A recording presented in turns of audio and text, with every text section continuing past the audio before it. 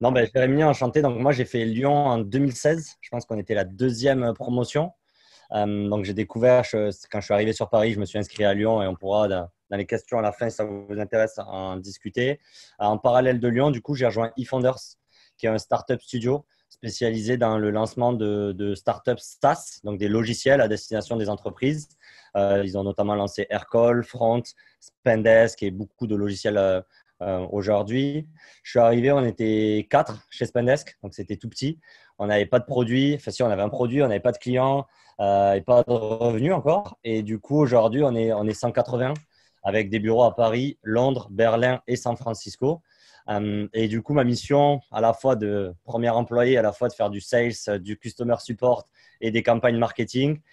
J'ai monté la première équipe grosse, donc c'est une particularité entre du sales, du marketing et du product. Et en parallèle, récemment, c'est pour ça que je suis sous les cocotiers en ce moment, on lance Spendesk aux États-Unis. Et donc, ma nouvelle mission, c'est de monter le produit, l'équipe et le business à San Francisco.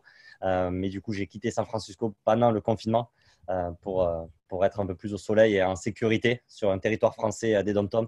Donc, pour les questions sur les palmiers, je suis à la Martinique pendant ce lockdown des États-Unis.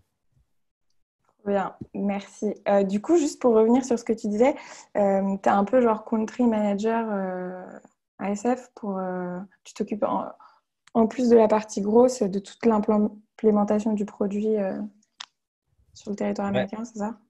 ouais, donc je suis un peu hyperactif, donc j'aime bien faire beaucoup de choses. Non, le but, en fait, quand on voulait lancer Spendesk aux États-Unis depuis un moment, donc Spendesk, on a commencé en France. Dès le début, on a voulu une ambition internationale. Malheureusement, en fait, on a des partenaires bancaires. Donc, on travaille avec des banques aujourd'hui françaises, britanniques, allemandes et des services de paiement. Et donc, en fait, c'était très compliqué pour aller aux États-Unis. Donc, on a voulu attendre d'avoir les moyens et les ressources pour aller attaquer le marché américain. On a fait un dernier tour de table de 35 ou 40 millions en septembre dernier avec Index Venture pour notamment continuer notre développement. Et les US étaient dans l'équation. Et donc, du coup, depuis mai dernier, je fais les allers-retours entre San Francisco et Paris pour d'abord concevoir le produit, donc s'assurer qu'on a les bons partenaires bancaires, qu'on a les bons clients qui l'utilisent et avoir des feedbacks là-dessus. Deuxième, ça a été de monter une équipe, parce que sans équipe, ben, tu ne peux rien faire. Donc, ça a été de recruter les premières personnes, d'arriver dans un pays où aujourd'hui, on a quand même une bonne réputation et les gens nous connaissent en Europe. Donc, quand on dit Spendesk, les gens répondent à nos emails. Quand tu arrives aux États-Unis, personne ne répond à tes emails. Donc, c'était un vrai challenge. Et de trois, ça a été de commencer à faire du business. Donc, on a déjà 100 clients aux États-Unis, donc qui étaient des entreprises, des filiales de nos clients historiques. Donc, c'est pour ça qu'on a choisi les États-Unis.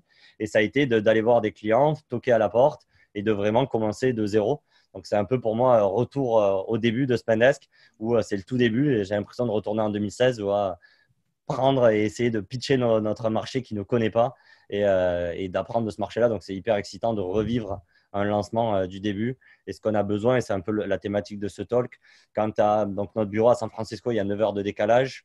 Donc, les équipes sont entièrement autonomes, entièrement indépendantes. Donc, tu as besoin d'avoir des personnes qui l'ont déjà vécu une fois et qui sont aussi garantes de cette culture et des process pour s'assurer qu'en fait, tu ne crées pas une deuxième société. C'est le vrai risque aujourd'hui quand tu t'internationalises, c'est de ne pas envoyer des personnes qui représentent Spendesk ou qui ont l'historique de Spendesk.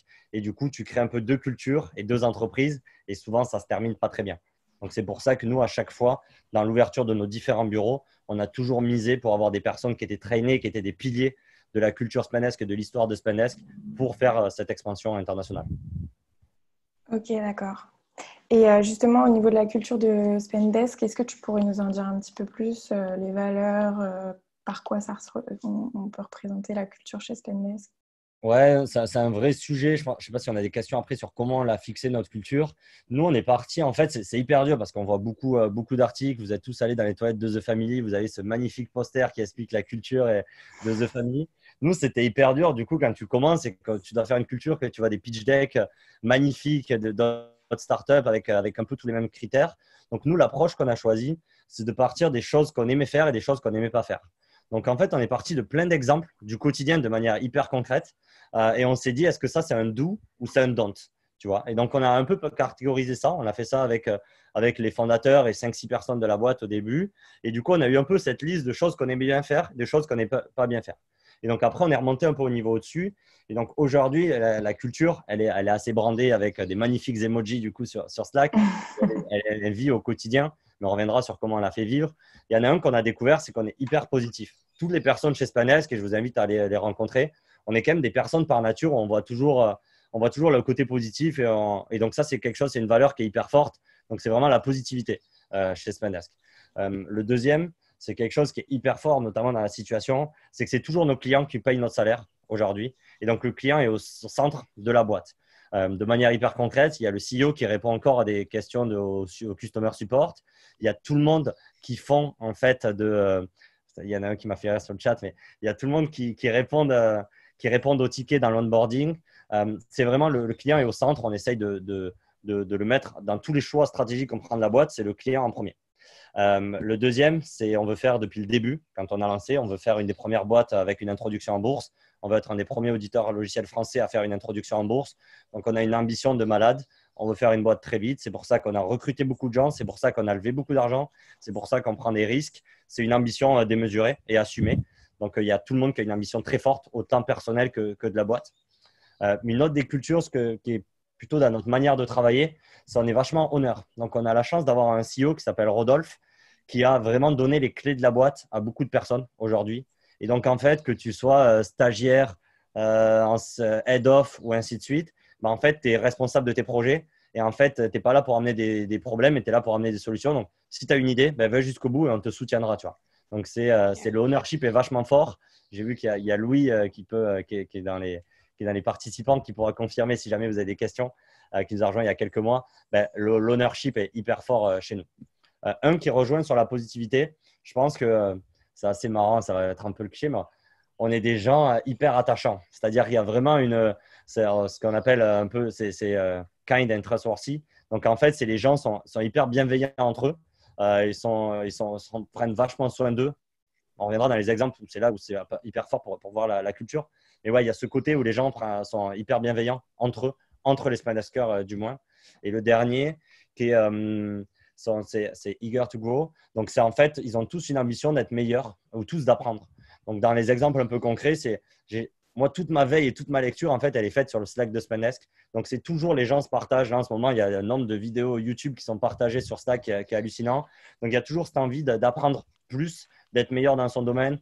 Donc, ça se matérialise pas mal dans le partage de la connaissance.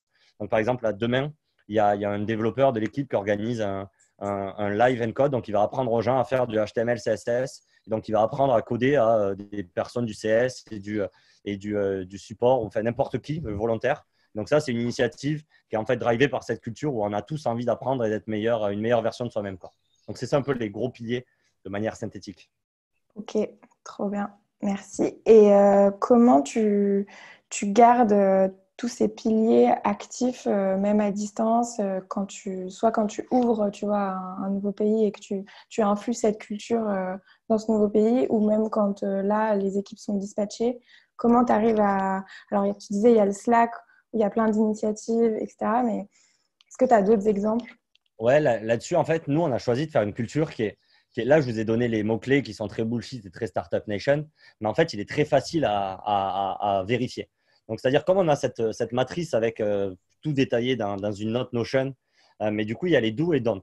Et donc, en fait, au quotidien, on sait quand il y a quelque chose qui n'est pas bon avec notre culture qui a été fait ou quand il y a quelque chose qui est très bien pour notre culture qui a été fait. Donc, notre mission en tant que manager ou en tant que n'importe qui dans la boîte de Spanesk, c'est mettre en avant les comportements qui n'ont pas place d'avoir lieu dans notre boîte, donc tous les don't, et aussi récompenser tous les doux qui ont été faits. Donc là, je vais prendre genre 2-3 exemples qui ont été faits sur les dernières semaines, sur les 2 dernières semaines. Par exemple, il y a eu le cours de HTML que j'ai expliqué où naturellement, tu vois, il y a Clément qui est un ingénieur qui a dit ben, voilà, pendant qu'on est en remote, moi, je peux organiser un cours à distance. Et donc, on va faire ça sur le format vendredi du lunch. Et je vais tous vous apprendre à faire un site HTML, CSS. Tu vois. Donc, ça, c'est une initiative que nous, on encourage et qui reflète la culture et qui permet de la transmettre, de mettre en avant ces initiatives-là. Il y en a un deuxième, c'est ce qu'on a fait, c'est qu'on a mis une équipe, ce qu'on a appelé les Remote MVP. Donc, nous, on a fermé nos bureaux en 24 heures.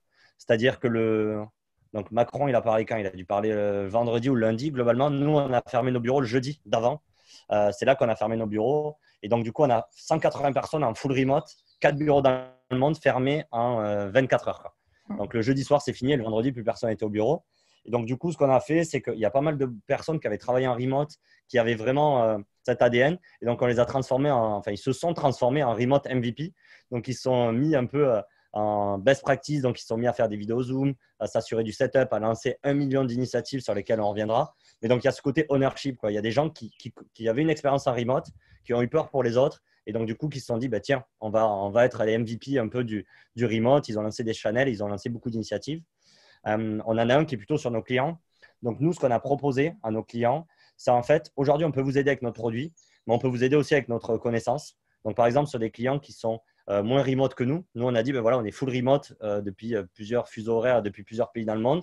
Donc, si vous avez besoin d'aide, on peut vous faire des introductions avec Agnès, avec moi-même, avec la RH. Donc, on a proposé en fait des one-on-one à nos clients avec des personnes chez nous. Donc, par exemple, toutes les personnes qui ont les head of sales de nos clients, on leur a proposé des one-on-one avec notre CRO, Nicolas chez Spendesk, pour qu'ils échangent. Donc, c'est quelque chose qu'on a mis en commun pour leur dire, ben voilà, on peut aussi vous aider en donnant notre temps pour nos clients et pas uniquement en donnant notre produit gratuit comme beaucoup l'ont fait, c'est en donnant notre temps qui est aussi précieux.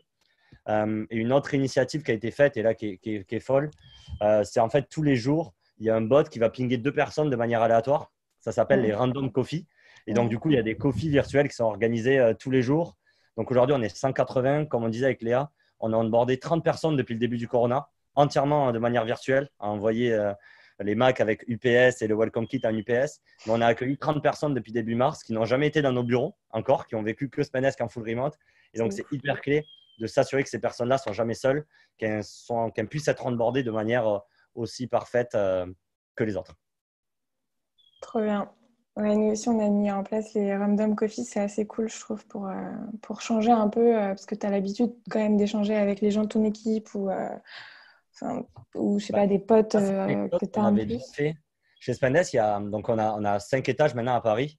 Et donc, du coup, la machine à café est au 5e étage. Et donc, du coup, si tu veux prendre un café, tu es obligé de monter. Moi, je suis au 2e, donc je suis obligé de monter tous les escaliers. Mais tu es obligé, du coup, de créer ces zones où, en fait, tu n'as pas ta machine à café par département où, du coup, tu es bloqué. C'est genre, tu veux un café, tu vas au 5e et, du coup, tu rencontres toujours. Donc, en fait, on avait un peu ce côté-là de rencontrer des personnes de manière aléatoire tous les jours. Et donc, on l'a juste recréé de manière virtuelle, quoi. Ok. Et ça, qui a mis ça en place, par exemple? Nous, du coup, c'est une initiative de mémoire. Je pense que ça doit être 2 personnes je pense que c'est Claire qui est product marketing chez nous et avec Tom qui s'occupe du knowledge chez Spendesk. Mais c'est une initiative qui a été lancée comme ça, quoi. Ils ont trouvé, je crois qu'il y a une appli Slack qui permet de le faire. Ou je ne sais même pas Ouais, s'ils c'est l'ont codé. Donex, ouais. Non, nous, il s'appelle Coffee Break, donc je suis même pas sûr. Nous, ils sont un peu tarés, je suis pas sûr qu'il n'est pas recodé. Mais globalement, ils ont trouvé le truc et ils l'ont lancé, ils l'ont mis en place et après, ça a bien pris, quoi. Ok, trop bien. Et moi, j'avais une question. Comme vous êtes sur des fuseaux horaires Ouais. différents, comment vous vous organisez au niveau de la communication, du travail en asynchrone? Est-ce que c'est quelque chose qui, est- qui fait partie aussi de la culture, tu vois, cette culture de l'écrit ou cette culture de l'asynchrone dont on parle beaucoup aussi? Comment ça se passe chez Ouais. vous? Ouais, là-dessus, nous, on a été créé par des ingénieurs. Donc, il y a beaucoup d'ingénieurs dans les fondateurs. Et donc, il y a cette culture, au-delà de la synchrone, de documenter tout ce qu'on fait. Donc, en fait, et c'est pour ça que chez nous, il y a Tom qui est Knowledge Manager. Donc, en fait, son rôle, c'est d'être sûr que tout le savoir de Spendesk est documenté. Donc, on a une personne qui a plein de temps sur ces sujets-là, plus le training des équipes. Donc, depuis le début, en fait, on a capturé notre knowledge. C'est-à-dire de manière hyper concrète, c'est qu'au début, quand on a lancé la boîte, on était 4 Français dans un bureau à Paris. On a commencé à écrire on a commencé à écrire en anglais. Donc, en fait, parce qu'on a su qu'un jour, on aurait peut-être des bureaux à San Francisco et que du coup, expliquer de pourquoi on avait, comment ça s'est passé l'onboarding de Webedia, qui est un de nos premiers clients, c'était bien de l'avoir en anglais. Donc, ce qu'on a fait, c'est dès le début, on a commencé à documenter en anglais et d'avoir toutes les traces écrites de Spendesk qui étaient dans une langue universelle. Au-delà de, on parlait au bureau en français, on faisait nos meetings en français, mais tout ce qui était écrit et bloqué était en anglais. Aujourd'hui, en fait, comment ça se matérialise? C'est une communication qu'on a mis en place au fil des semaines. Donc, il y en a une qui vient de tout le début et qui n'a pas changé. C'est ça qui est vachement important de voir ta culture, c'est que ta culture ne change pas, elle se métamorphose. Et on pourra y revenir, mais globalement, tu ne changes pas des choses parce que aujourd'hui, tu es 180 ou que demain, on sera 300. C'est juste les choses se font de manière différente. Globalement, nous, depuis le début, en fait, tous les dimanches, il y a notre CEO qui envoie un mail à toute la boîte. Et donc, il envoie un mail où il reprend certains éléments. Sur la première partie, il est un peu freestyle où il parle de lui. C'est ça qui est hyper intéressant, de ce qu'il vit en ce moment et ses challenges, et ainsi de suite. Mais après, du coup, il y a un peu un update de chaque équipe. Et donc, du coup, aujourd'hui, chaque équipe et même chaque Spendesker fait un peu ce travail-là le vendredi de se dire, bon, OK, qu'est-ce que j'ai fait de ma semaine et de remonter un peu les insights et d'envoyer ça en mail. Et donc, ça fait un peu pyramide. Chacun remonte et du coup, le CEO rediffuse le savoir à tout le monde. Donc, la semaine commence le dimanche soir avec l'email du CEO. On a un processus, donc ça, c'est asynchrone parce que tout le monde a accès, peu importe la time zone. Et du coup, on lance la semaine, on marche encore en sprint malgré la taille. Donc, on lance la semaine le lundi et on finit le vendredi. Donc, le lundi, il y a un kick-off. Aujourd'hui, c'est 10 minutes. C'est record sur Zoom parce que nous, du coup, il y a les UK qui sont en avance. Donc, c'est à 9 h à Paris. C'est à 9 h à Paris. C'est à 8 h à Londres et c'est à Berlin. Et du coup, c'est record pour que nous, quand on se réveille à San Francisco, on puisse le voir en replay. Et donc là, globalement, c'est Rodolphe qui va reprendre les éléments de l'email, mais de manière plus personnelle, avec présenté devant tout le monde. C'est aussi un moment où, du coup, on va annoncer les nouvelles fonctionnalités produits. Donc, tous les lundis, on annonce tout ce qui va sortir en alpha, bêta et en production, quoi, globalement. Et c'est aussi où est-ce qu'on va partager les insights business. Donc, on a nos OKR, donc nos gros objectifs de l'année. Donc, chaque lundi, on va review les métriques et expliquer côté Customer Success et Sales. C'est aussi une place où il y a toujours de la place pour les questions. Donc, nous, n'importe qui chez Spendesk peut lever la main et demander une question là-dessus. Donc, c'est aussi le moment là-dessus. Donc, ça, c'est record et c'est disponible sur Notion pour que nous, quand on se réveille aux États-Unis, ça soit disponible et qu'on puisse vivre un peu dans le même moment. Il y a d'autres piliers de Spendesk de la communication. C'est notre CEO lance souvent des invitations un peu comme ce webinaire. C'est des Ask Me Anything. Et donc, par exemple, genre, ça lui prend toutes les 2-3 semaines, en fait. Souvent, c'est tous les mois, mais il peut le lancer en fonction des événements pour, s'il voit qu'il y a beaucoup de questions, se mettre en live. Et donc, du coup, on fait pareil, un Zoom où globalement, tous les gens peuvent poser leurs questions et le CEO répond. Donc, tu vois, début mars, il était avec moi à San Francisco. Donc, il l'a pris juste avant le coronavirus. Il a répondu à toutes les questions. La semaine d'après, coronavirus, fermeture des bureaux, ben, il l'a repris et il a répondu à ces questions. Donc, on a une boucle hyper ouverte avec le CEO où, un, il est hyper disponible et deux, il crée ces moments-là où, en fait, il crée ce scénario où n'importe qui peut poser des questions. Ils ne sont pas timides de pinguer le CEO d'une boîte de 180 employés sur Slack. Là, en fait, ils peuvent se lâcher sur un Zoom et poser leurs questions. Pareil, sur ce qu'on fait, c'est on fait le All-Ends. Donc, nous, chaque mois, donc là, c'est jeudi prochain, on analyse en fait le mois passé et on prévoit le mois prochain. Et c'est aussi une grosse partie. Donc, il y a une demi-heure d'analyse que data et l'autre partie qui est plutôt sur des Q&A aussi où les gens vont poser des questions. Et ça, là, c'est plutôt en asynchrone où tout le monde va préparer ses questions pour répondre là-dessus. Donc, ça, c'est les 3 gros piliers, je vais dire, d'aujourd'hui, de comment on rythme la boîte de manière globale au niveau au moins de ce que fait notre CEO qui a un impact sur la boîte. Et après, je pense que pour revenir sur ta deuxième question, je pense que la culture, en fait, il ne faut pas essayer de la faire vivre, il faut l'animer. Tu vois. Donc, il ne faut pas essayer de la créer, c'est que ça doit être fait. Donc, chez nous, en fait, il n'y a pas des personnes, il n'y a pas les fondateurs. Enfin, c'est toujours créé par les fondateurs, mais il y a ça vient, globalement, c'est n'importe qui peut avoir un impact sur la culture. Et donc, nous, par exemple, ce qu'on met en avant, c'est qu'on permet aux gens de pousser des initiatives et donc on encourage des initiatives. Donc, tu vois, de manière hyper concrète, moi, ce que j'ai fait quand on a annoncé qu'on a fermé les bureaux, ben, j'ai appelé genre 5 personnes de la boîte qui étaient ce qu'on appelle des individual contributeurs, qui étaient peut-être des développeurs, qui étaient des personnes en customer success. Et je leur ai envoyé un message en leur disant, ben, écoute, là, ça va être dur ce qu'on va vivre. Par contre, toi, tu as besoin de prendre la place sur Slack, tu as besoin d'envoyer des messages, tu as besoin d'être… On sait qu'on a des personnes qui sont connectées, qui représentent plus la culture que d'autres, qui sont plus anciens et ainsi de suite. Et donc, tu as besoin dans ces moments-là d'avoir une boucle à ces mecs-là et leur dire, bah, OK, là, tu dois revêtir le costume un peu de MVP et tu dois être une personne clé dans les prochaines semaines parce que dès que tu auras quelqu'un qui sera tout seul, ben, n'hésite pas à prendre ton temps et à aller jumper sur un café et ainsi de suite. Et c'est important, du coup, de prendre des gens comme ça et de leur dire et de leur montrer que c'est leur moment et qu'ils peuvent participer à la boîte. Un, ça leur fait plaisir parce que eux, de leur côté, ils se sentent valorisés et c'est toujours bien d'avoir une tape sur l'épaule pour t'encourager. Et de deux, ils prennent le rôle hyper à cœur. On ne sait jamais trop, mais ouais, c'est exceptionnel ce qu'ils ont fait. Du coup, avec ces petits messages et ça vient les initiatives ont été lancées, mais c'est parti dans tous les sens. La première semaine en remote, je pense que la boîte n'a jamais autant vécu que cette première semaine en remote. C'était exceptionnel, quoi. Bon, après, ça s'est un peu calmé, mais c'était exceptionnel. Ça partait dans tous les sens des initiatives et c'est là où on s'est dit, OK, notre culture, elle est vraiment solide, quoi. Trop bien. Et du coup, je rebondis sur la question qu'il y a eu dans le chat. Vous utilisez quoi comme outil? Tu as parlé de Notion, Slack, Zoom. Ouais, donc, on va avoir un combo Slack et Notion, Slack et Zoom, pardon. Zoom qu'on utilisait bien avant, en fait. Donc, c'est tout le monde avait un compte Zoom et on faisait tous les appels via Zoom. Petite astuce, il y a une intégration Zoom et Slack où en fait, il suffit de faire un slash Zoom pour lancer une conférence directement dans Slack. Donc, je vous invite à télécharger l'extension Zoom sur Slack. Et on a aussi des Zoom Rooms. Donc, en fait, chaque salle de réunion est équipée en remote depuis le début. Donc, il y a un iPad et une caméra. Pourquoi? Globalement, quand je me lève à 6 heures du matin à San Francisco et que s'il n'y a pas le son et s'il n'y a pas la vidéo, ça peut vite nous énerver, quoi. Donc, du coup, on a besoin d'avoir un setup où en un clic, on appuie sur un bouton et ça marche. C'est des petits détails au quotidien, mais quand tu es à l'autre bout du monde, que tu es tôt le matin ou que tu es tard le soir et que ta conférence ne marche pas et que tu rates de l'information, c'est hyper frustrant.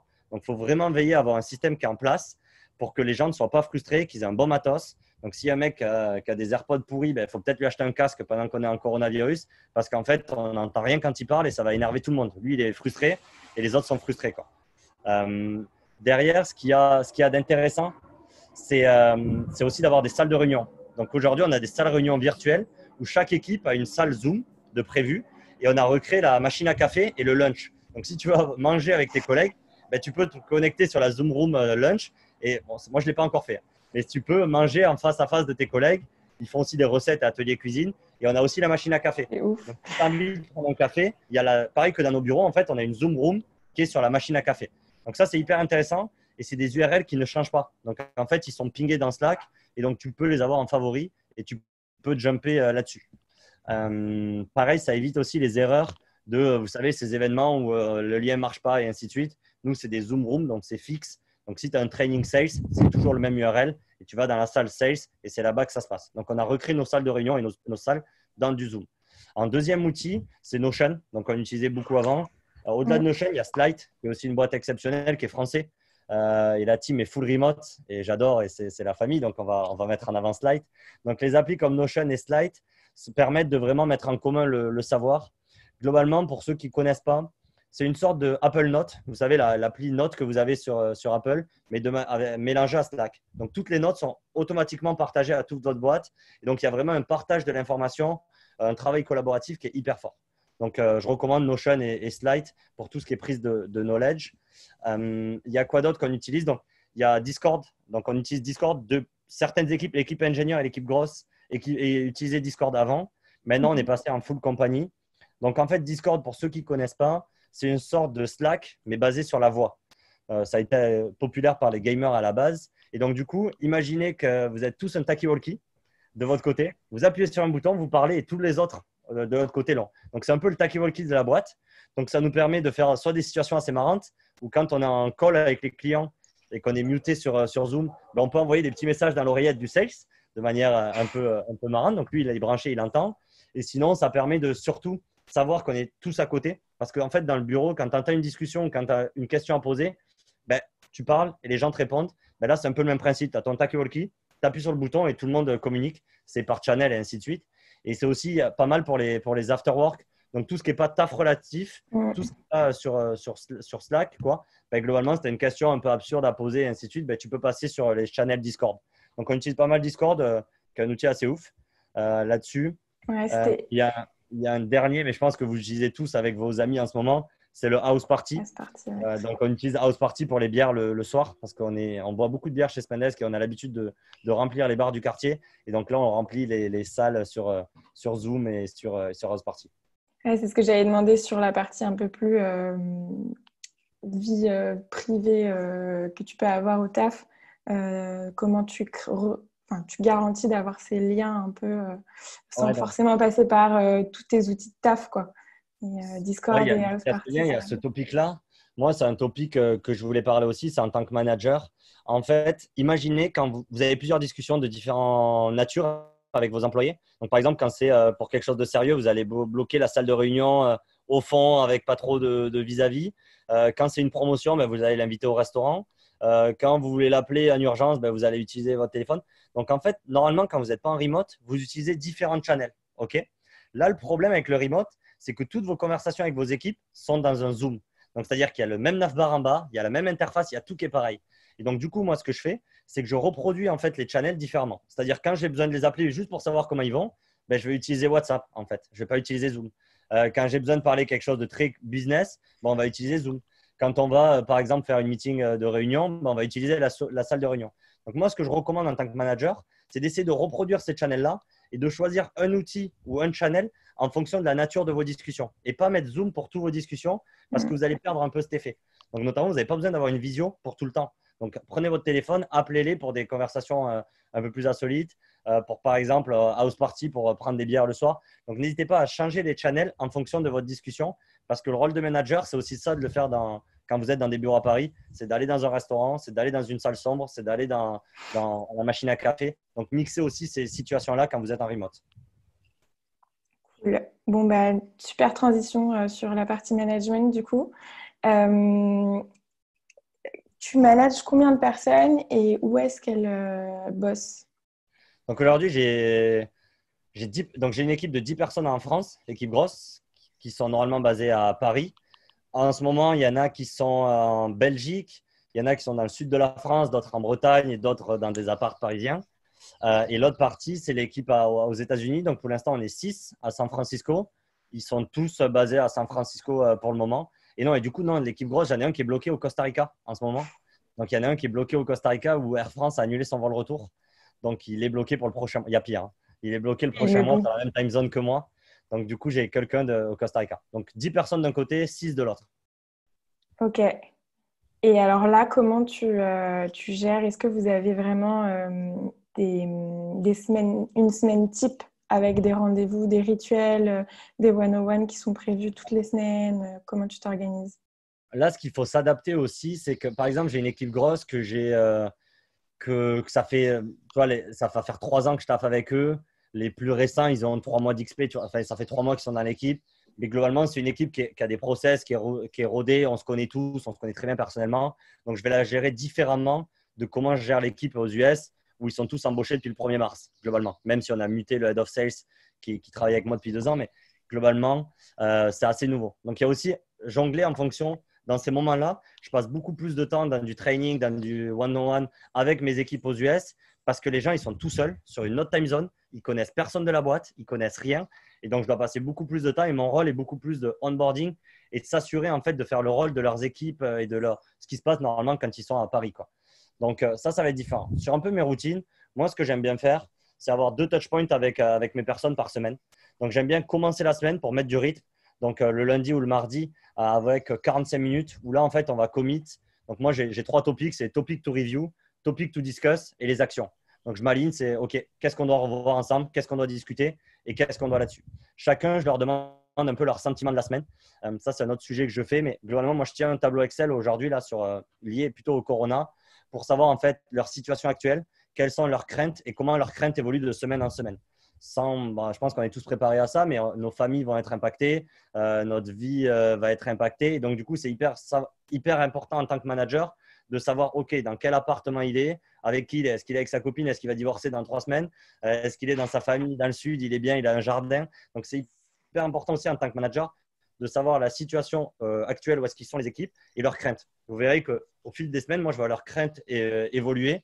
Et c'est vraiment des pics. Et donc, c'est hyper important de tenir ça à jour. Donc, moi, j'ai un petit tableau Excel où je tiens ça à jour de mon côté.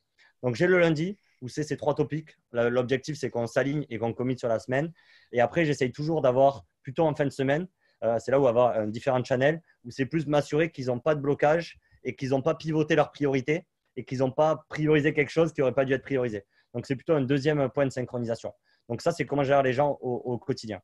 Derrière, on fait pareil. Donc, nous, en kick-off, on marche à la semaine. Donc, on kick-off le lundi, on finit le vendredi.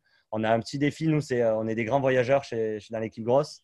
Donc, on va donner un nom de ville à tous nos sprints. Donc, on lance le sprint le lundi et on a un meeting le lundi où on review toutes les tâches et on doit choisir un nom de ville. Donc, par exemple, là, c'est Remote, une ville dans l'Oregon cette semaine, hyper original. Et du coup, chaque semaine, il y a un peu ce rituel-là de trouver les noms de villes et de créer un peu ce moment là-dessus.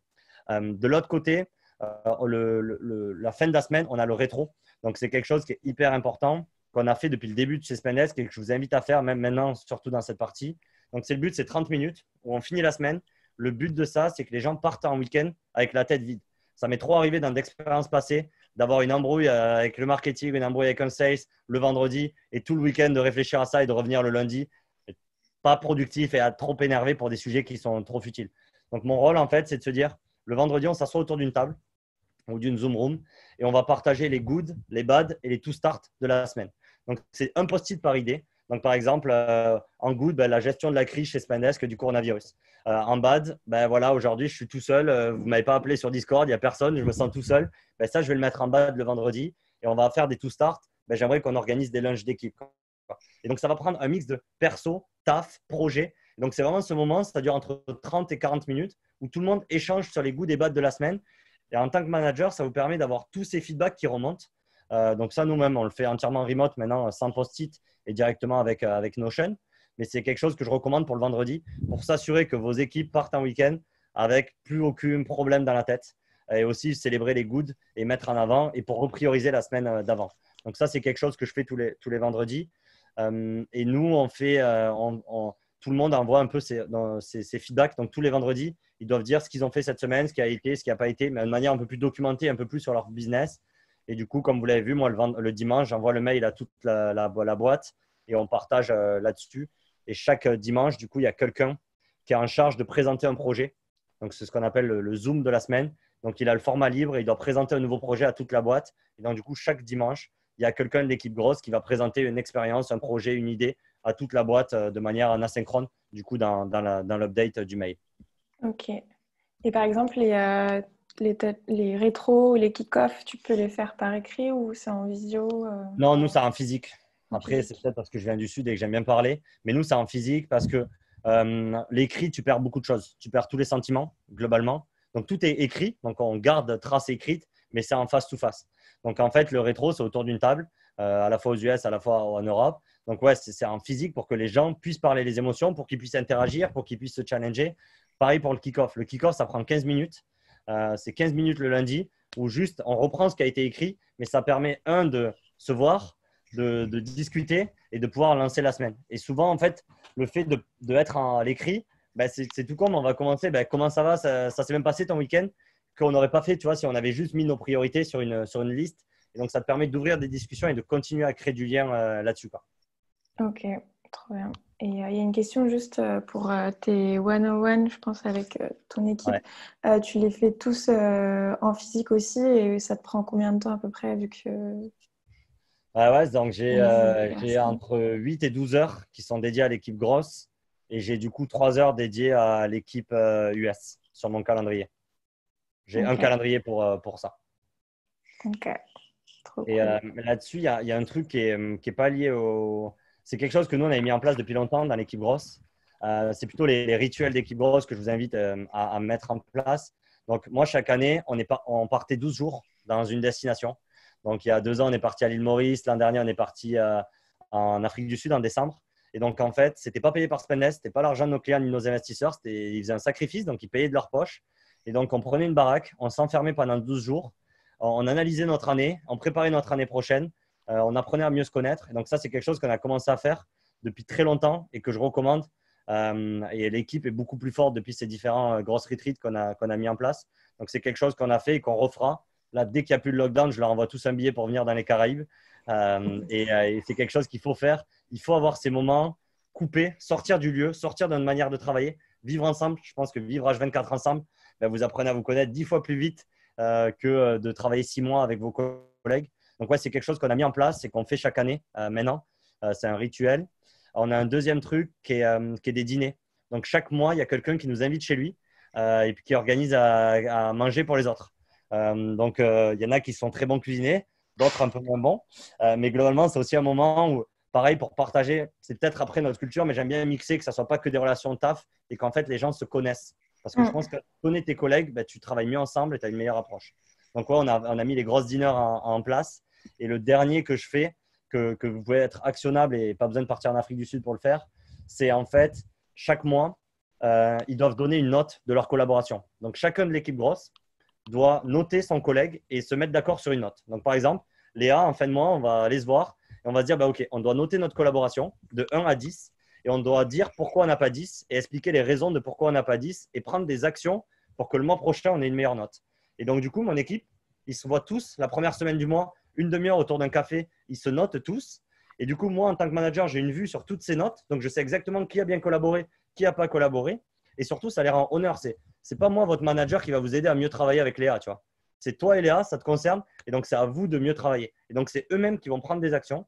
Vous allez voir sur certaines équipes où les gens ne se parlent pas en fait de moi à l'autre, ils ne se disent jamais les problèmes et autres. Ben là, ils sont obligés de le faire parce qu'ils sont devant tout le monde. Donc, ça, c'est ce que j'appelle les noter ses collègues. Donc, on le fait tous les mois de manière asynchrone où ils se voient, ils se mettent d'accord. Et ça, c'est quelque chose qui est hyper actionnable et qui vous donne pas mal de ressources pour mieux gérer votre équipe. Et vous allez apprendre énormément de choses sur qui collabore pas. Pour la petite aparté, moi, j'avais mes 2 premiers employés d'équipe grosse qui m'ont mis un 2 sur 10, tu vois, le premier mois qu'on a fait l'exercice. Et là, tu dis, attends, mes 2 piliers que je pense qu'ils sont meilleurs potes et qui travaillent depuis toujours, en fait, ils n'arrivent pas à travailler ensemble, quoi. Et donc, ça vous met une mise en lumière et ça vous enlève aussi ce good feeling parce que vous avez toujours des conversations en one-on-one avec vos personnes. Mais là, en fait, c'est leur faire les connecter entre eux, quoi. Donc, ça, c'est hyper actionnable et c'est facile à mettre en place, hein. C'est une demi-heure chaque matin sur la première semaine du mois où ils vont tous se rencontrer entre eux. Et donc, c'est quelque chose à vachement mettre en place et vous allez collecter énormément de feedback et eux, ils vont avoir beaucoup. Déjà, c'est un exercice qu'ils apprécient et qui va être hyper actionnable pour vous. Tu as l'air hyper proche de tes équipes, que ce soit au niveau du travail, mais aussi perso. Comment tu arrives à gérer ton rôle de manager, ton suivi, les objectifs que tu mets à chaque personne et avoir cette position de je suis ton manager, je dois quand même surveiller l'avancée des choses et sans devoir fliquer forcément les personnes. Ouais, donc là, il y a plusieurs questions en une, mais globalement, je pense qu'on fait trop vite le lien. En fait, la frontière en France, c'est soit on est collègues, soit on est amis. OK? C'est-à-dire, moi, j'ai dû faire un seul mariage chez Spendesk. Donc, il y a un seul employé de Spendesk qui m'a invité à son mariage. Moi, j'en considère un peu plus des amis. Mais globalement, je pense que la frontière, tu n'es pas obligé d'être ami avec tes collègues ou les mecs de ton équipe pour être proche, en fait. OK? Donc, t'enlèves tous les débats de comment gérer des amis. OK? Donc pour revenir là-dessus, en fait, moi, je pense que par ma nature, moi, je me suis battu pour aller chercher mon équipe. En fait, comment j'ai construit mon équipe? C'est que je suis parti des ressources que j'avais besoin et des mecs ou des filles qui étaient brillantes de l'écosystème et où je voulais travailler avec eux parce que je savais que j'allais bien travailler ensemble. Donc, toute mon équipe, j'ai été la chasser. J'ai été les harceler sur LinkedIn, certains, pour qu'ils viennent me rejoindre. Donc, je me suis battu pour aller les chercher et donc, je sais pourquoi j'ai été les chercher. Donc, derrière, ça me met une relation de ils savent pourquoi j'ai besoin d'eux et ils ont été recrutés pour un scope. C'est pas moi qui vais leur apprendre à faire leur taf. En fait, c'est eux qui vont m'aider à faire mon taf de manière plus puissante. Tu vois? Je sais pas si c'est assez clair, mais j'ai tous été les chercher pour un but très précis et ils savent pourquoi ils sont là et on va dans un même chemin ensemble. Tu vois? Donc, c'est pas moi qui vais les apprendre à faire leur métier, globalement. De deux, moi, je suis persuadé et maintenant j'en suis convaincu, c'est qu'en fait, en connaissant tes équipes, tu travailles mieux ensemble. En fait, c'est en connaissant sa vie perso, c'est en connaissant ses craintes, en connaissant ses aspirations, en sachant quel est son prochain défi. Donc, en fait, moi, ma priorité numéro un, c'est de connaître mon équipe, tu vois. C'est de savoir qui ils sont, qu'est-ce qui les motive, pourquoi ils quitteront Spendesk, quelle est la meilleure opportunité, quelle est la boîte qui rêve de racheter, quel est leur projet le plus fou, quel est le pays qui rêve d'aller. Moi, je suis obligé de le savoir parce que ça me permet de savoir comment les motiver, savoir comment les faire grandir et mieux les connaître, quoi. Et du coup, le fait de connaître ces gens-là et d'avoir des discussions, du coup, nos one-on-one ou nos sujets, quand il y a des choses dures à dire, et il y en a eu, tu vois, c'est pas bisounours chez Spendesk, quand il y a eu des choses dures à dire, c'est beaucoup plus facile en fait, parce que tu parles à quelqu'un que tu connais et qui te connaît en fait, et qui a eu l'habitude d'être le premier à lui dire quand il était bon, donc tu es le premier à lui dire quand il n'est pas bon. Et donc, c'est hyper important aussi de connaître les gens pour pas en fait que ça soit une surprise. C'est trop vécu dans d'autres boîtes où en fait tout va bien, et puis le 6 mois, tiens mec, tu as un avertissement et mec, tu as la ramasse depuis 3 mois, tu vois. Du coup, c'est hyper important d'avoir cette boucle de feedback et ils savent exactement et très rapidement quand ça va pas et quand ça va. Tu vois. Donc, je pense que de connaître les gens, ça permet d'avoir de pas besoin de crever l'abcès. C'est quand on a quelque chose à se dire, ils sont les premiers à me le dire et je suis le premier à leur dire. Donc, c'est pour ça que comment je le vois et comment c'est géré. Après, de manière un peu concrète, qu'est-ce que tu fais, c'est déjà arrivé, quand tu as une pendaison de crémaillère d'un de tes gars, tu vois. Tu vas là-bas, tu restes pas tard et tu bois pas d'alcool, par exemple. Ça, c'est le conseil que je vous vois. Pour pas arriver dans des situations qui peuvent arriver quand tu es assez proche. Il faut garder en tête que, par exemple, tu vois, quand il y a des grosses dîners, il y a 10 personnes autour de la table, je reste celui qui choisit leur salaire et celui qui choisit leur projet et ainsi de suite à la fin du mois. Tu vois, donc, je dois avoir quand même une position, et c'est assez dur quand tu es jeune comme moi et que tu as d'autres personnes et ainsi de suite, de prendre un peu ce recul-là et de se dire, bah, c'est peut-être pas la meilleure soirée, ok? C'est peut-être moi qui paye l'addition, mais c'est peut-être moi qui vais boire le moins, tu vois, de vin au repas. Je ne sais pas si je fais une fixation sur l'alcool, mais c'est un des situations où j'ai trop vu dans d'autres équipes où en fait tu peux perdre de la crédibilité. En fait, c'est protégé, c'est-à-dire je peux aller à un apéro organisé par mon équipe. Par contre, je ne vais pas me comporter comme les gens qui sont là. Je vais prendre un peu mes distances. Donc, il y a au quotidien, c'est plutôt dans certaines situations de se dire, ben, en fait, comment je peux garder ma crédibilité et garder mon rôle ou pour pas arriver dans des situations absurdes. Globalement. Ok. Il ne faut pas s'interdire d'aller faire des soirées et de boire des bières avec eux ou de faire. Par exemple, tu vois, nous, on a donc ça, on n'en a pas parlé, mais toute la boîte va en team building. Donc, on part tous les 6 mois dans une destination secrète et on envoie toute la boîte pendant 4 jours dans une destination où là, il n'y a pas de taf. Tu vois, il n'y a pas de taf, c'est du workshop, c'est pas mal Le teuf. de créer des liens, quoi, de créer des liens. Et là, ouais, en fait, ça a commencé au tout début. Et là, les mecs sont pas prêts. Ils voient, bon, je vais pas parler de mon cas, je vais pas parler des mecs qui sont pas là, mais ouais, ils voient les managers partir très loin et mettre beaucoup d'ambiance. Et donc, du coup, là, par contre, c'est le cadre. On a prévu, c'est là, il n'y a pas de règle, en fait. C'est là, c'est le cadre. Et donc, du coup, il y a moins de jugement. Là où tu vas à l'apéro de quelqu'un, où le mec te présente à ses potes, il dit bah, tiens, c'est mon manager, mais là, tu peux avoir des risques. Donc, c'est mon petit conseil là-dessus, comment tu peux arriver. Ok, top. Et au niveau des objectifs des personnes que tu manages, tu utilises quelle méthode, les OKR, t'as quel genre de suivi Ouais, on a tout essayé. Là, globalement, on était sur des OKR au quarter sur les 12 derniers mois. Là, avec le coronavirus, on passe sur des objectifs au mois parce qu'en fait, on ne Mhm. sait pas si ça aura toujours un impact en mai. Donc, ça ne sert à rien de bosser sur des trucs qui serviront à rien en mai. Donc là, on priorise comment on marche, là, comment ça va se passer. C'est qu'on liste tous nos projets qu'on va faire en avril et je regarde que ce qui va faire en avril. Donc, on est repassé sur un timing beaucoup plus short. Et ce qui m'intéresse, c'est quoi l'impact sur avril. Je m'en fous d'après. Derrière, comment on fixe les objectifs?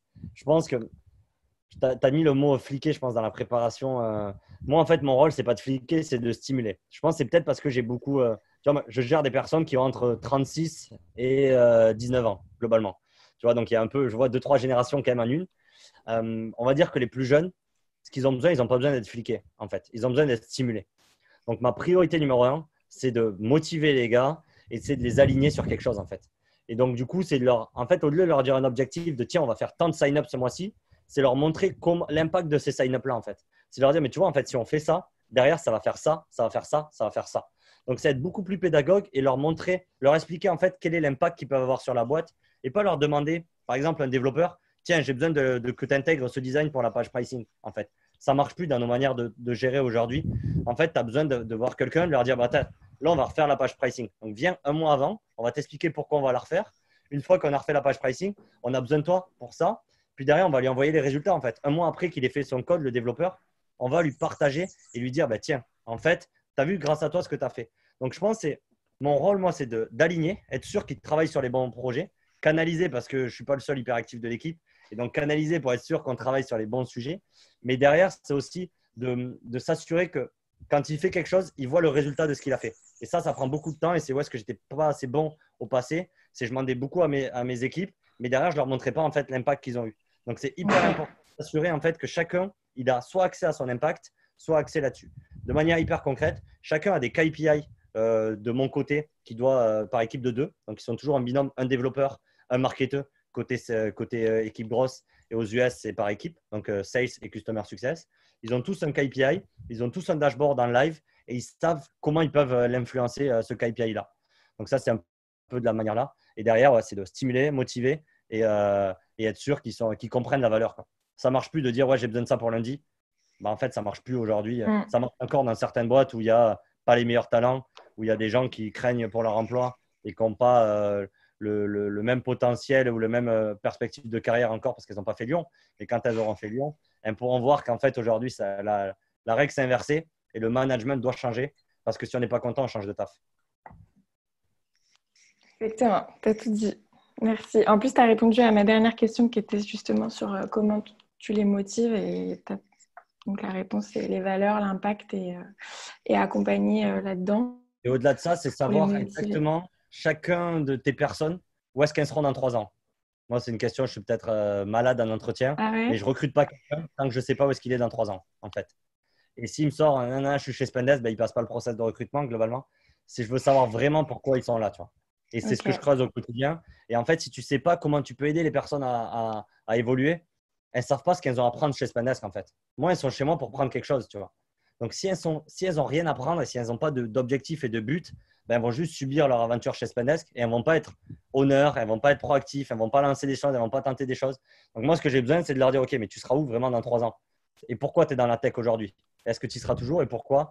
Dans quel pays tu vivras? Dans quel métier tu feras? C'est quoi ton rêve de gosse? Et ainsi de suite. Parce qu'une fois que tu as ça, tu sais comment les driver et tu sais comment les amener à ça. Parce que le vrai rôle de manager, c'est de voir tes équipes réussir, c'est de voir tes équipes faire des trucs de malade, c'est de voir, moi, il me rêve dans 10 ans, refaire un gros retreat 10 ans après et qu'ils arrivent tous en jet privé et qu'ils aient tous une ONG de leur côté. C'est ça qui ferait kiffer et je me dirais, OK, j'aurais servi à quelque chose et on aura eu de l'impact, quoi. Trop bien. Bah, du coup, j'ai vu qu'il y avait une question par rapport au recrutement et ça va être un peu la fin de moi des questions que j'avais préparées. Comment ça se passe? Est-ce que c'est long les process de recrutement justement pour... Enfin là, tu disais que tu en avais chassé quelques-uns, mais comment ça se passe exactement? Là, en plus, la particularité de le faire à distance, est-ce que toi, tu l'as vécu? Ouais, donc c'est assez dur de rentrer chez Spendesk, on va pas le dire, tu vois. Je pense qu'il y a beaucoup de Lyon alumni qui ont malheureusement, il y en a qui nous ont rejoints, il y en a qui nous ont pas Mm. rejoints. On est assez strict sur le process de recrutement parce que c'est le seul truc où il faut pas être négligé. Tu vois, je me rappelle au début, on avait on recrutait un sales, on avait 2 candidatures hein, par trimestre hein, sur Welcome to Jungle, tu vois, et on les rejetait. Aujourd'hui, on a plutôt 2000 candidatures par mois, tu vois, sur Spendesk. Pourtant, on a gardé la même, on est toujours aussi strict.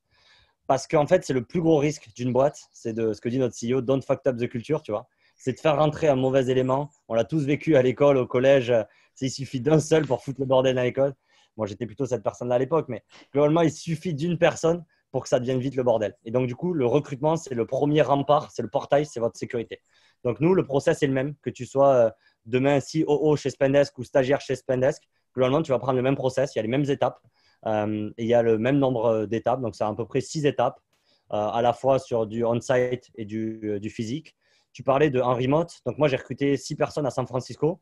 Les 6 personnes ont eu leur entretien avec le CEO à Paris. Donc on leur a payé un billet d'avion et on leur a payé un hôtel pendant 4 jours pour venir à Paris, pour voir la culture de la boîte, pour qu'on puisse les tester autour d'un restaurant, autour d'une bière et qu'ils rencontrent le CEO. Donc le process est le même. Tu as ton entretien, c'est à Paris. Que tu sois n'importe où dans le monde, on te ramène.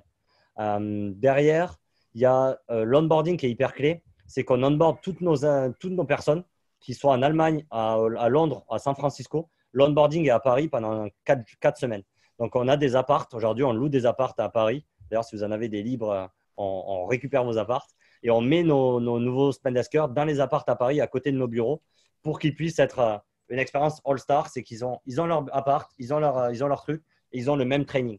Ils ont le même training, ils ont accès au même. Ils peuvent voir le CEO tous les jours, ils peuvent poser leurs questions dans l'open space. Et donc voilà, on a recréé ça. Donc là, c'est hyper difficile parce que du coup, c'est en full remote et donc c'est quelque chose qu'on est en train de changer. Mais on continue à onboarder toutes nos personnes dans notre HQ à Paris. Ok. Et ça, c'est un truc que vous voulez vraiment garder. Bah, tu vois, on a commencé à le faire quand on était 30. Là, on est 180. Ça coûte un peu plus cher en billet d'avion, mais on a un peu plus d'argent qu'avant. Donc, on continue. Ouais, après, ce que j'ai envie aux US, pour l'Allemagne, pour l'Allemagne et les UK, on continuera à le faire. Pour les US, c'est vraiment contraignant. Pourquoi? Mm. Ben, tu vois, genre, on commence à avoir des personnes. Moi, le lead Customer Success, il a une femme et des enfants, tu vois. Donc, c'est quand même 4 semaines. Donc, ça commence à avoir des problématiques où les personnes ne peuvent plus s'absenter pendant 4 semaines de leur vie. Donc, c'est pour ça qu'on va l'arrêter. C'est plutôt côté candidat, mais ce n'est pas d'autres contraintes financières ou ainsi de suite. C'est plutôt côté candidat où ça devient difficile de bloquer les gens 4 semaines. Mais par contre, je veux m'assurer que quelqu'un qui soit onboardé à Paris, à San Francisco, ait le même onboarding que Paris. Donc, je pense qu'il y aura plutôt des promotions, tu vois, une fois par mois où on flyera tous les mecs. Mais on continuera à le faire, c'est sûr. Comme Ok. je t'expliquais, la culture, tu la perds. Tu sais que tu as perdu ta culture quand tu fais plus les mêmes choses qu'avant. Tu vois. Un exemple tout con qui est écrit par Sheryl Sandberg chez Google, c'est qu'à l'époque, chez Google, ils célébraient tous les anniversaires. Tu vois. Ils ont décidé qu'ils étaient trop gros et donc ils célébraient plus les anniversaires. Et en fait, ça, c'est une mauvaise approche de ta culture parce que ta culture, c'est pas de célébrer tous les anniversaires et te réunir dans la cuisine des bureaux et souffler les bougies. Ta culture, c'est que n'importe qui dans la boîte, il y a le CEO qui lui souhaite joyeux anniversaire et il a tous ses collègues qui pensent à lui. Tu vois. Et donc, en fait, ça, tu arrives à le recréer en fait, de manière que tu sois 2000, 3000. Tu arrives à recréer ces moments ou que n'importe qui, que tu sois stagiaire ou CEO de la boîte, ben, on fête ton anniversaire et que tu reçois un petit attention du CEO, tu reçois une petite tape sur l'épaule, tu reçois un petit message sur Slack, tu arrives à le recréer. Et c'est pour ça que beaucoup de startups font, parce qu'elles se disent, bah, c'est pas possible de fêter les anniversaires à 200. Ben, si, il faut juste les faire différemment, quoi. Et donc la culture se métamorphose, mais ne change pas. La chose à retenir. Ok, trop bien.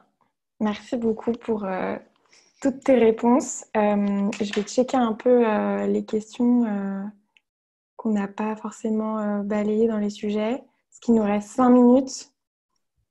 N'hésitez pas à poser vos questions, tout le monde. De quelle boîte ou de qui vous vous inspirez chez Spendesk? Question d'Antoine. Ouais, moi, j'aime bien les boîtes remote parce que j'aime bien voyager et j'aime bien que mon équipe travaille dans des belles conditions. Et je déteste Paris. Globalement, j'aime bien Zapier, Buffer et Slide. Donc, Zapier, Buffer et Slide. C'est des boîtes qui sont hyper bien organisées avec une approche complètement différente de la nôtre. Donc, c'est aussi hyper enrichissant d'aller voir les mecs qui sont complètement organisés différemment, quoi. Donc, ça, c'est cool. J'aime bien les boîtes qui ont une grosse performance. Donc, comme Facebook et Salesforce. Donc là, c'est l'opposé. C'est des boîtes de 10 000 employés, mais avec une culture de malade de boîte. Il y a le livre de Bezos, le livre de Benioff, le mec de Salesforce, qui est assez exceptionnel. Donc, Salesforce, c'est aussi admirable comme culture. Et après, il y a plutôt des cultures, dans des éthiques de boîte, donc je suis vachement proche. Donc, moi, il y a Gusto, qui est un logiciel de paye qui est une billion aux US. Et il y a Expensify. J'adore le fondateur d'Expensify, même si on est concurrent le jour.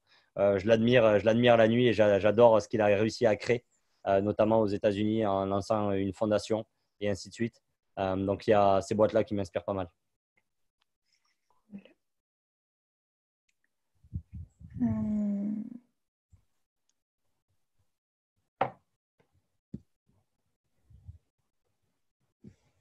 Comment vous accompagnez les nouveaux arrivants en full remote, Zoom en duo ou en team toute la journée? Comment le lien est créé? Ouais, donc on leur remplit leur calendrier. En fait, on s'assure que dans le bureau, c'est quelque chose qu'on fait on s'assure que la personne n'a pas de trou plus d'une heure toute seule, en fait.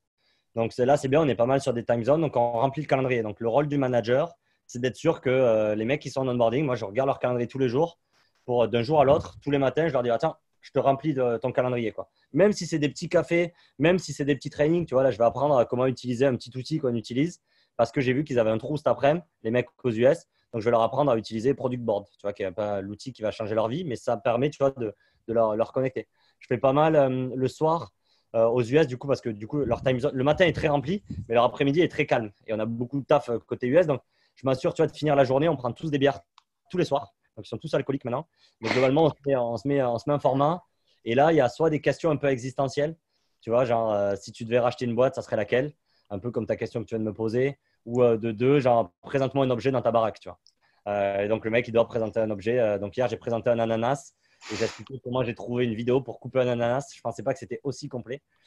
Mais ça, c'est pour un peu l'aparté. Mais du coup, je m'assure aussi le soir qu'on ait cette boucle et que du coup, on débriefe leur journée et qu'ils puissent prendre la parole un peu là-dessus. Donc, c'est être très proche des gens et être hyper agile. C'est-à-dire que, OK, vous avez peut-être un process. Nous, on est Spendesk, on a onboardé 180 personnes en 2 ans. Par contre, là, c'est nouveau. Donc, en fait, s'il y a peut-être quelqu'un qui a une question, ben, en fait, il faut peut-être faire un training de 30 minutes. Et si tu n'as personne qui est dispo au HQ, ben, c'est peut-être à moi de faire le training, tu vois. OK, j'avais peut-être prévu de faire d'autres choses, mais l'onboarding, c'est le plus prioritaire. Donc, s'il a une question, bah, tiens, on va aller le faire. Donc, c'est les occuper. C'est les occuper et de vraiment poser des questions et les challenger chaque semaine pour savoir les lacunes qu'ils ont accumulées.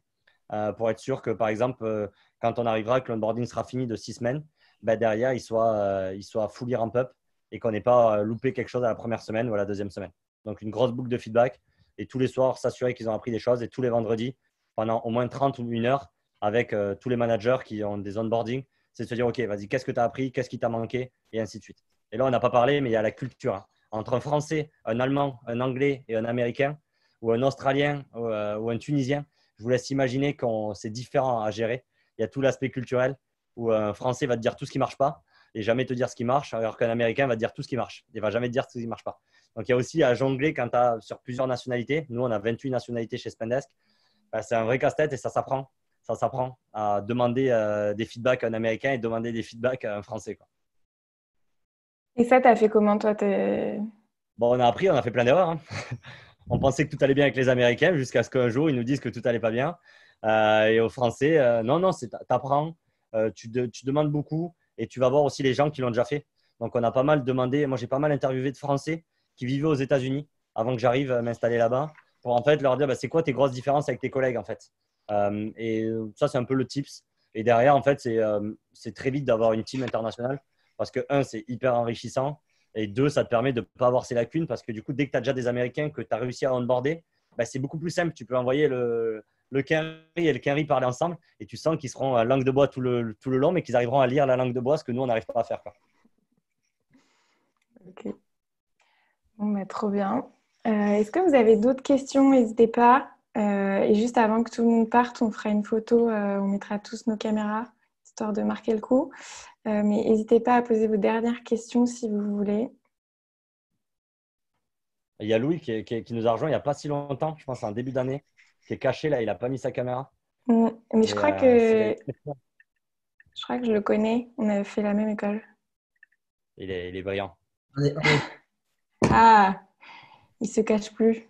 Je mets ma caméra. Hello Louis. Bonjour Louis. T'es en Bretagne, c'est ça? Ouais, à Brest. C'est parti des chanceux qui ont un jardin. Est-ce que tu fraudes pour aller surfer? Non, moi je surfe pas. Mais non, faut pas frauder, même pour aller surfer. Pas mal.